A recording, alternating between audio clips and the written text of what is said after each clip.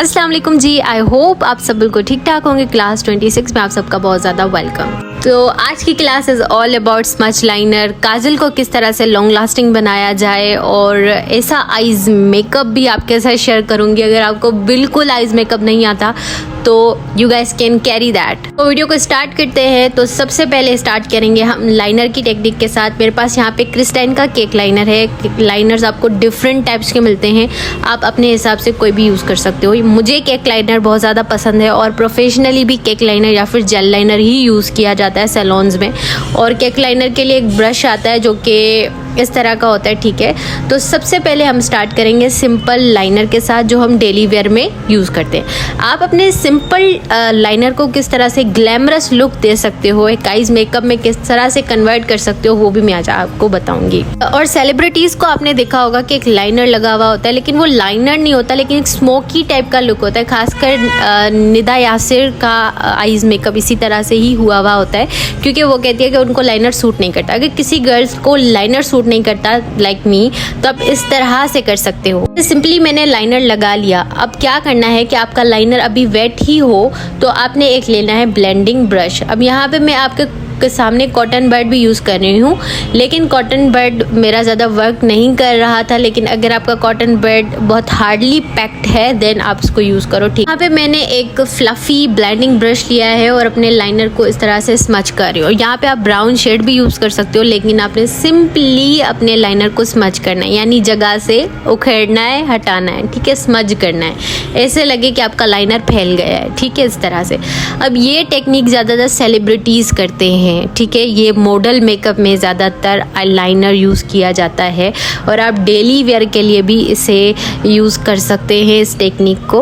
और मुझे लाइनर क्योंकि सूट नहीं करता, तो मैं जब भी लाइनर लगाने का सोचती हूँ तो इसी तरह से ही अप्लाई करती हूँ। इससे एक तो स्मोकी इफेक्ट आता है और दूसरा आइज़ बहुत खुली खुली और ख़ूबसूरत दिखती है। अब आप खुद देख सकते हो कि एक नॉर्मल सिंपल लाइनर और एक स्मज लाइनर में कितना ज़्यादा फ़र्क है। आप जब भी स्मजिंग करेंगे लाइनर की तो हमेशा ये याद रखिएगा कि आपका लाइनर वेट होना चाहिए, यानी हल्का फुल्का गीला होना चाहिए, तभी वो ब्लेंड होगा, अदरवाइज वो वहीं चिपका रहेगा। लास्ट क्लास में जैसे कि मैंने आपके साथ शेयर किए थे डिफरेंट टाइप के विंग लाइनर्स, तो आज मैं आपके साथ स्मज लाइनर शेयर कर रही हूँ कि आप किस तरह से लाइनर को स्मज कर सकते हो। ये भी एक टेक्निक है। कॉर्नर्स को भी आप स्मज कर सकते हो। ज़्यादातर ब्राइडल मेकअप में ना आउटर कॉर्नर पे ब्लैक कलर का लाइनर लगाते हैं, फिर उसको स्मज करते हैं, तो वो बड़ा ही स्मोकी और खूबसूरत सा इफेक्ट देता है, ठीक है। To all of that students जो बार बार जो है मुझसे सर्टिफिकेट मांग रहे हैं और उनको लग रहा है कोर्स ख़त्म हो गया, तो कोर्स ख़त्म नहीं हुआ। I was too much busy, that's why class इतने ज़्यादा डिले हो रहे थे। तो अब इंशाल्लाह क्लास बिल्कुल भी डिले नहीं होंगे और बराबर क्लासेस आती रहेंगी। तो आप देख सकते हो कि कितना खूबसूरत जो है वो आई लुक क्रिएट हो चुका है। अगर आप सिंपली कोई लाइनर यूज़ करोगे तो इस तरह का इफेक्ट नहीं देगा। दूसरा टॉपिक, बहुत ज़्यादा गर्ल्स मुझसे कई अर्से से पूछ रही हैं कि हम काजल किस तरह से अप्लाई करें कि वो स्मज ना हो, यानी कि वो बाहर की तरफ ना निकले, यानी ख़राब ना हो जाए, काला कर देता है बिल्कुल आंखों के नीचे से। तो आपने सिंपली अपना काजल अप्लाई करना है। सबसे पहले तो आपका काजल स्मज प्रूफ होना चाहिए ही चाहिए, ठीक है।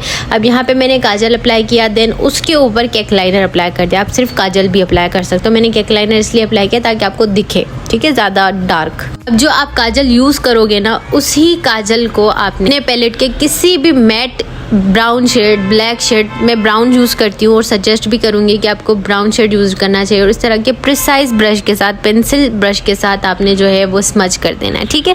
दोनों को मिक्स कर देना है, अपने काजल को किसी भी शेड के साथ मिक्स कर देना है। इससे क्या होगा कि आपका जो काजल है वो लॉन्ग लास्टिंग हो जाएगा। अपने क्लाइंट में भी आपने इसी तरह से काजल आंखों पे अप्लाई करना है, क्योंकि ज़्यादातर शिकायत आती है कि काजल बह गया था, काला पड़ गया था सारा, तो इसलिए आपने सिंपली इसी तरह से काजल को अप्लाई करना है। ये बेस्ट टेक्निक है।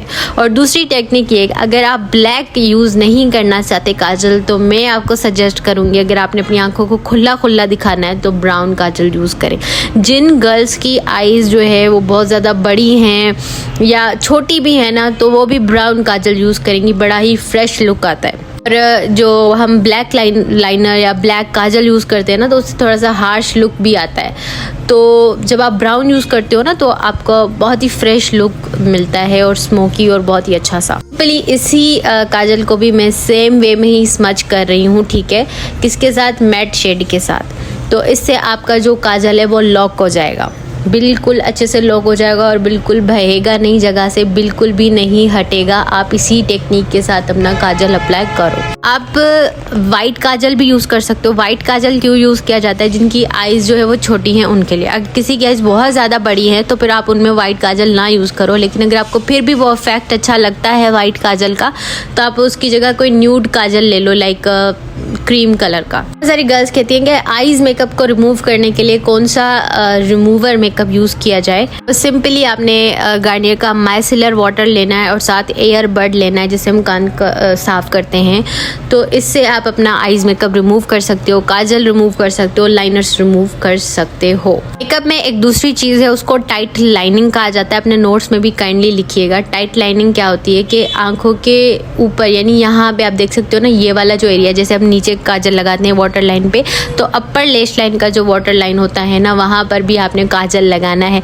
आप कभी देखते हो कि हम जब आईलैशेस लगाते हैं तो नीचे से एक सफ़ेद सफ़ेद लाइन आंखों की नज़र आती है, तो उसको छुपाने के लिए आप ऊपर से भी काजल अप्लाई करेंगे, ब्लैक कलर का, ब्राउन कलर का, जो भी अच्छा आपको लगे। तो इसको हम कहते हैं टाइट लाइनिंग। और इससे ना एक बहुत ही नेचुरल लाइनर का लुक भी आ जाता है। अगर आप लाइनर ना भी अप्लाई करना हो ना, तो ऐसा लगेगा कि आपने लाइनर अप्लाई किया हुआ है।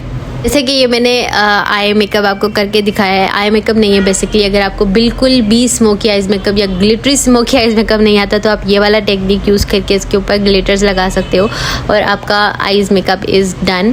अगर आप चाहते हो कि इसी तरह के जुगाड़ू हैक्स भी आपके साथ शेयर करूँ क्लास में, तो आप लाजमी मुझे बताइएगा। और आज का सवाल है, क्या कोर्स के बाद आपके मेकअप स्किल में थोड़ी सी इम्प्रूवमेंट आई है, मेकअप करने में थोड़ा सा चेंजिंग आया है या नहीं आया मेरे क्लासेस के बाद? तो अपना ख्याल रखिएगा। अल्लाह हाफिज़।